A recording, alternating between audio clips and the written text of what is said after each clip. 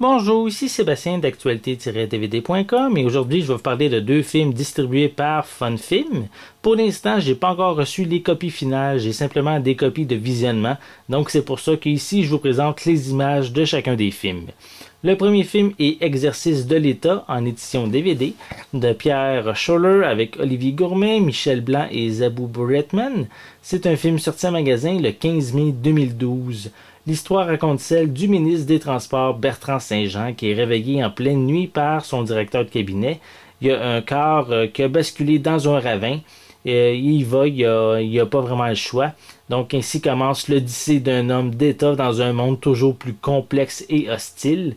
Vitesse, lutte de pouvoir, chaos, crise économique, tout s'enchaîne et se percute. Et à quel sacrifice les hommes sont-ils prêts? Jusqu'où tiendront-ils dans un État qui dévore ceux qui les servent? Donc c'est un film qui a remporté plusieurs prix, dont certains au César 2012, ce qui est quand même assez récent. Donc si vous aimez les films politiques, c'est une idée de film que je vous suggère. Donc le second film que j'ai pour vous aujourd'hui, c'est le film La Sacrée, en édition DVD de Dominique Desjardins, avec Marc Maran, Louison Dany, Geneviève Bilodeau, Damien Robitaille et Roch Castonguay.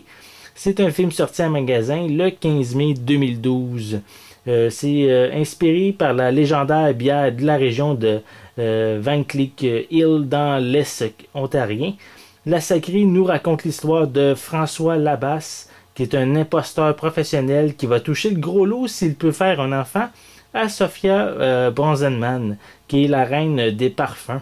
Or, il découvre qu'il est infertile, donc bien malgré lui, il doit quitter Montréal et retourner dans son village franco-ontarien de Fort Aimable, où la Sacrée, qui est une ancienne bière artisanale aux propriétés singulières, qui va changer le destin de la communauté moribonde et celui de son fils prodigue aux masques multiples.